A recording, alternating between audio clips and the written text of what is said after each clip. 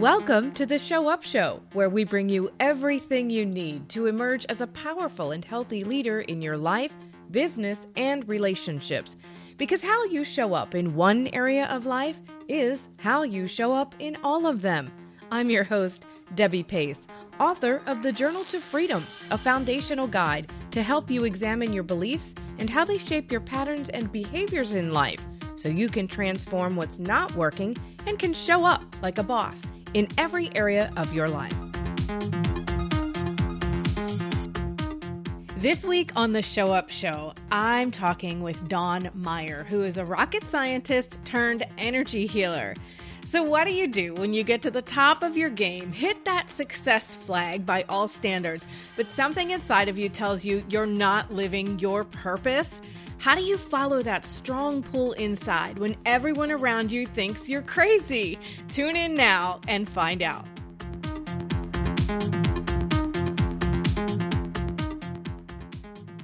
So my name is Dawn Meyer. I like to call myself the rocket scientist turned energy healer. I am an energy healer. I'm a life possibilities expert. And I am a speaker and an access consciousness facilitator, Reiki master, all sorts of things. So you do a couple of things. So when I met you, Dawn, what really intrigued me was that you were a rocket scientist. You worked for NASA, and I was in a healing space. It's where I found you. And I thought it was so intriguing because so many people in the world today are in either corporate type jobs or in businesses where it's very mind centric. There's not a lot of intuition, not a lot of healing. And what I really loved about you was you seemed really intuitive. And from the moment I met you, it was like you were guided toward a certain space with me, and it was really great. But can you tell us about what the journey was like from rocket scientist to healer for you? The thing is that it didn't just go like, okay, end of rocket scientist, beginning of energy healer. Well, actually, I was always interested in healing and in metaphysical type stuff. I mean, when I was a little girl, I wanted to be either the first woman on the moon or someone who could heal people with my hands, because I love to watch sci-fi things. And really, it didn't have to be an either or. It could have been both. And, so as I was going along through my life, I did the usual type stuff. I mostly gravitated more toward the science because really a lot of the other stuff just wasn't really, I'll say, accepted where I grew up in the Midwest. My teachers were always telling me things like tone myself down, be like everybody else. So I went along with that for a while. And then as I grew up and, I got married and then I got divorced. And really it was kind of the divorce that was the turning point for me, because that's when I started looking at there's something else I need to be doing, and I need to be bringing myself more peace of mind, because now here I am, I am looking for, people always say they're looking for themselves. I mean, you really never lose yourself. However, you just kind of forget. So I started taking meditation and yoga. Then I found Reiki and all these energy healing techniques, and I started down that path. And then I thought, well, it's not time yet. So I continued on. I decided to stay on till the end of the space shuttle program. And when the program was starting to end, I decided, there is more that I'm meant to do in this world. It isn't just this. And people were allowing me to start actually talking about energy healing and stuff, and they weren't necessarily thinking I was completely crazy. Some still did, but it just comes with the territory, And so, I decided to go ahead and not stay on for the follow-on program. So I went ahead and took the layoff at the end of the shuttle program. I just want to pause there for a second, because I feel like there's so much that can be uncovered in your own journey. I mean, here you are in what some would argue is the top of your game, right? In the space shuttle program and the space program. And that's most people's end destination. And what did it feel like for you when you When you're there, did you ever look around and all of it and just realize all of a sudden, is this all there is? Yeah, I did. Because yes, it had been my dream since I was a little girl to be working on the space program, to be working on the space shuttle. And something was missing. It wasn't, yes, it was phenomenal and it was, like you said, it a lot of people's dream. And yet something just kept saying, there's really something else you're supposed to be doing here. In fact, I even had somebody do a reading for me once and they said, "You're not doing what you're supposed to be doing. Quit wasting time." Did you know it? Did you know that though when they said that to you? Did you already know? Yeah, I did. I knew that I needed to be doing this and yet I kept saying, I want to see the space shuttle program through to the end. So, yes, I was taking more classes and things in learning how to do the energy healing and learning how to do the meditation, exploring my intuition and all of that, and still staying with the technology. But also, I started to be the person that people would come to see for some peace and calm. So while the things were starting, winding down toward the end, I was the one who was trying to keep people's spirits up and I was making sure that people felt appreciated as they were having to leave because people kept saying, yeah, but it's going to be so depressing. We're all going. I said, but you're saying goodbye to the people that you've grown up with because, hey, I did grow up. Right after college, I went into the space program. So I technically kind of grew up there. And we've worked with these people for over 25 years. I don't want them to feel like I don't care that they have to go or that they're choosing to go. I want everybody to feel taken care of and I want everybody to feel appreciated. So I was kind of using that and I was doing Reiki on my office and everything every day and bringing that into the building air energy kind of up. Yeah. So I really felt that I was starting to step into it and I knew at some point I was going to have to make a transition of some sort from that type of life into the other type of life.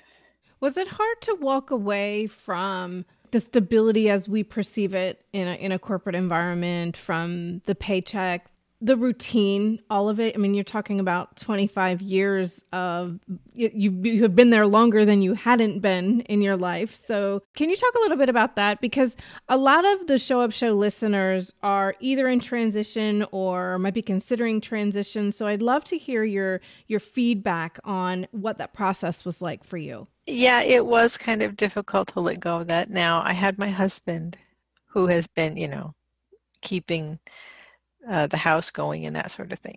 So I did have him to rely on, and that helped a lot. Now, would I have had I not had that, would I have been able to do the step away? I'm not sure because I didn't do it that way. I would recommend to people who, if they don't have anybody to help support, to help keep the house going, and that you kind of look to have someone guide you into the creating a business because that's what I didn't do. And I kind of wish I had. I did it years later. It would have helped if I'd started out with that. So, get yourself a coach who can tell you how to put this stuff together. So that's one thing that I would recommend to people. And I started out the transition by meditating on the beach for about a month and it's like, okay, what do I want to be when I grow up? Going from there, Some are still asking that. And I'm still asking that. I mean, hey, and I decided, growing up is actually optional. You may have to get a little, let's say, chronologically along, but you don't have to grow up, you know. I figure if you haven't become, adulting by the time that you're, in your 50s, that you probably don't have to bother with it. So making the decision to walk away, obviously support, regardless of however it looks, is a Right. big key. Get the support, whether it's coaching, whether it's family, friends, whatever it is. It sounds like it's not a solo journey. And of course, we know that for real, but it is anything. You need to surround yourself with people who believe in you and support you. And and some of the ones who are saying, maybe you're screwing up so that you can look at it yourself. You don't have to necessarily buy into what they're saying, Mm-hmm. yet you have to look at it as, okay, is this what's really going to contribute to what I would like to do, or is there another way? And start asking God, Source, Universe to show you the way that's going to work the best for you. Something that comes to mind as we're talking is for a lot of people, it's such a high status job.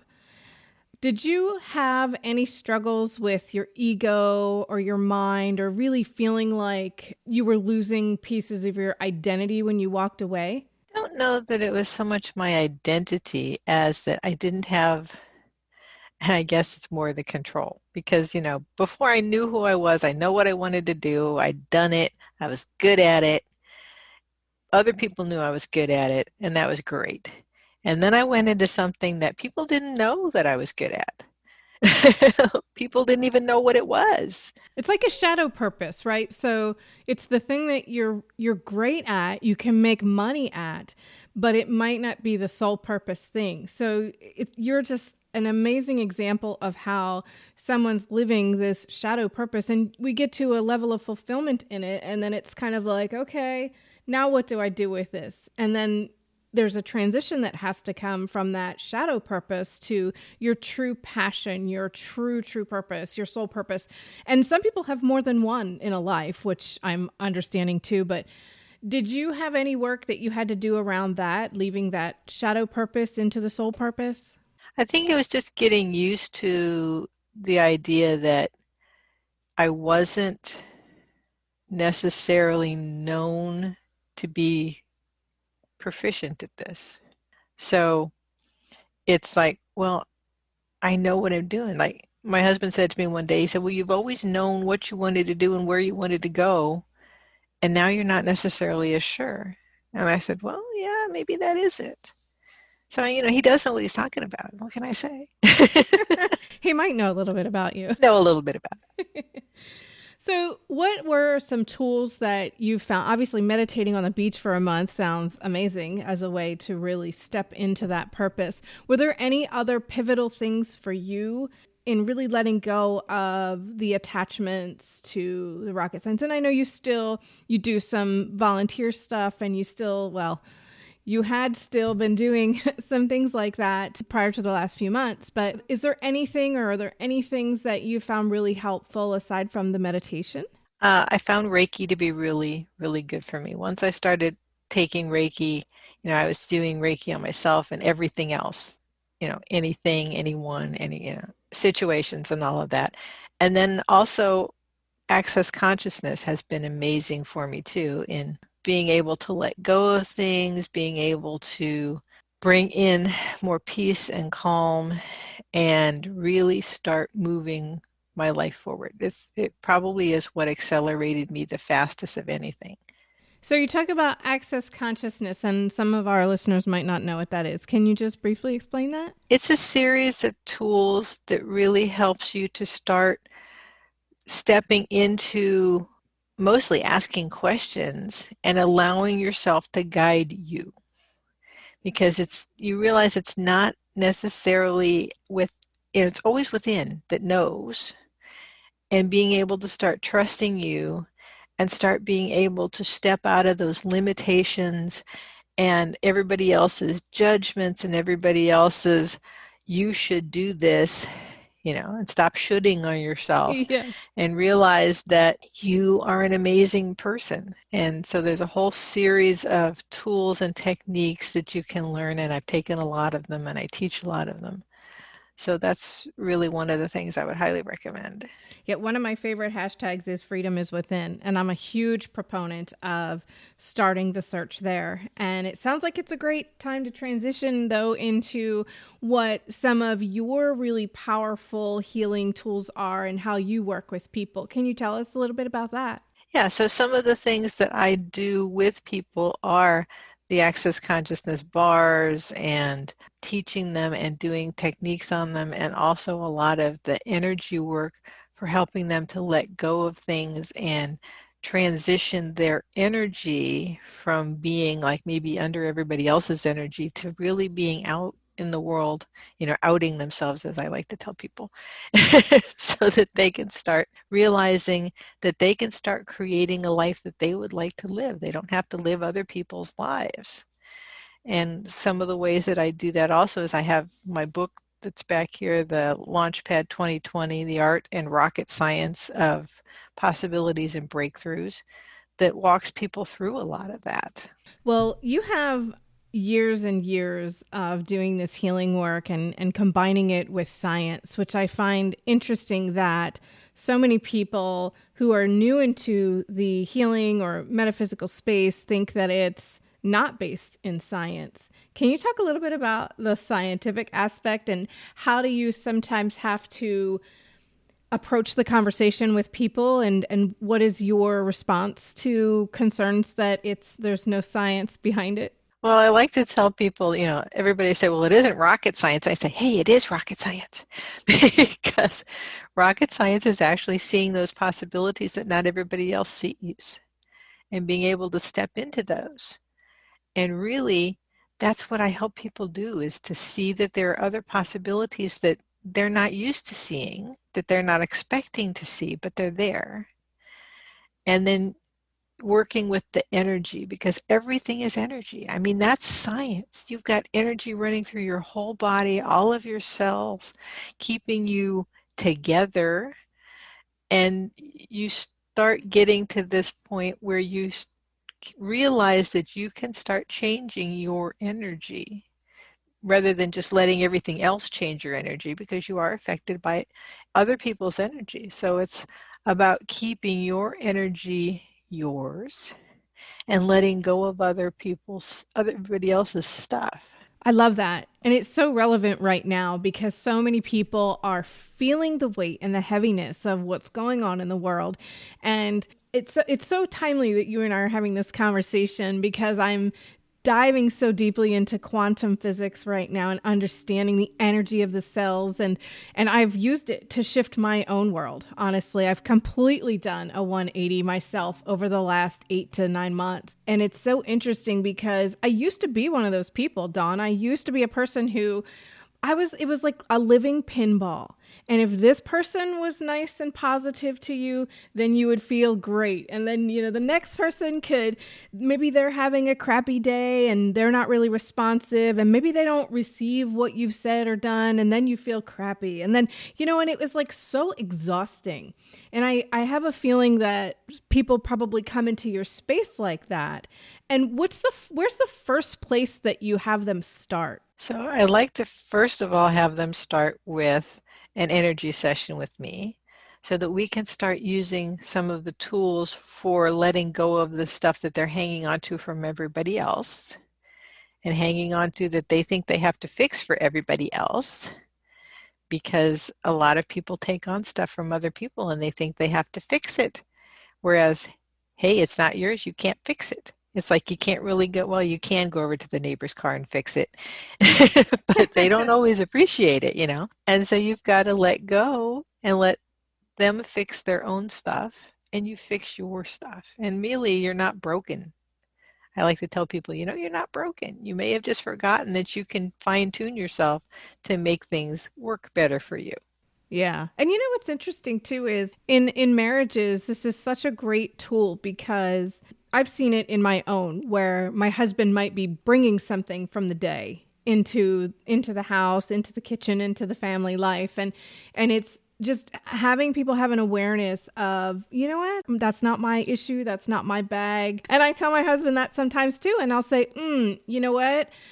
I see you're having a thing. That's your thing. And if you need some time, just go into a room by yourself. And sometimes just creating those boundaries for people is just an awareness and then just simple boundaries of, oh, okay, this isn't mine and I'm choosing not to take it on. When you're doing this work with people, what's the most rewarding thing for you? Because I know in the work that I do, It's so rewarding when you see that light bulb moment or you see them realize the power of their own capabilities. What are some of your favorite moments that you've experienced yourself? I have had some really amazing times where people realize that really that isn't my stuff. And when I teach them this tool that I have, it's from Access Consciousness called Return to Sender. And actually, I mean, it's from a lot of other places, but I learned it different ways in other places. And I tell them, take all that stuff that you're hanging on to and say, all of this that isn't mine, I return to sender. I let it go back out into the universe. And people, they really, they can really feel a shift, a lot of them, because they're letting go. And other people have come to, they realize that they were letting the thoughts and feelings and judgments of their family members and their friends and that control how they were showing up. And the one lady that I worked with, she was letting, it was mostly her father, the way that he had treated her growing up. And when she realized that that was his thoughts and his opinions, and they didn't necessarily have to define her, the change in her was phenomenal because she allowed herself to really step into who she was. And she sent me, a phenomenal email saying, I was able to actually allow myself to dress the way I would like to dress and got so many compliments from people that it just made me feel phenomenal. And people were still making comments on the changes in me the next day. And I was just like, oh, wow. That is just Yeah. phenomenal. Energy is everything, so it's not like you necessarily depend on your client's successes to feel good, but it is such a rewarding thing to really see that, and it's catchy. And so do you have any particular, I would say, like one of your favorite stories that maybe like you felt that in your own life too? I would say I did have a client who and I sometimes use her story, is that she was like a medical assistant at an office, and then she went to what she thought was the next thing she wanted to do, which was to be a dancer. And so she was a dancer on the cruise lines. And then she realized that wasn't really what she wanted to do either. It was part of what she wanted to do. And so she left and went back and wanted to change careers and maybe still stay in the entertainment. And that wasn't necessarily working for her. So she went back to being the medical assistant. So she stuffed herself back into the old life and was even more miserable. And then she decided what she really wanted to do was to create a one-woman show. And so we worked through this. I was still working with her. Even though she'd moved away, we were still doing some of the coaching and stuff online. And I said, well, you can do this. This is what you want to do. And people were still trying to tell her how she should do this particular one-woman show. And I said, aren't you the one woman? Isn't it your show? Then do it the way you want. Now, you still have to listen to some people about maybe how to put it together and, that sort of thing. But if there are pieces that you want to bring into this thing, it's your show, do it. And she did, and it was just amazing. Seeing people living in their power and really stepping into that, there's really nothing like it. Nothing at all. And, I appreciate you sharing the stories with us today. And I just wanted to ask you if a person just met you and they had an opportunity for you to give them one thing, what would you tell them? What's one thing you would tell a person right now, today, that would probably apply to more people than not? What's one thing that you would love to share with our listeners today? I want to tell them that so much more is possible than what they think is possible. And once you stop believing it's impossible, then you can actually have it as your possibility. So it's like, what have you decided is impossible that you could actually start having now? That's going to open up some possibilities for a lot of people. Dawn, thank you so much.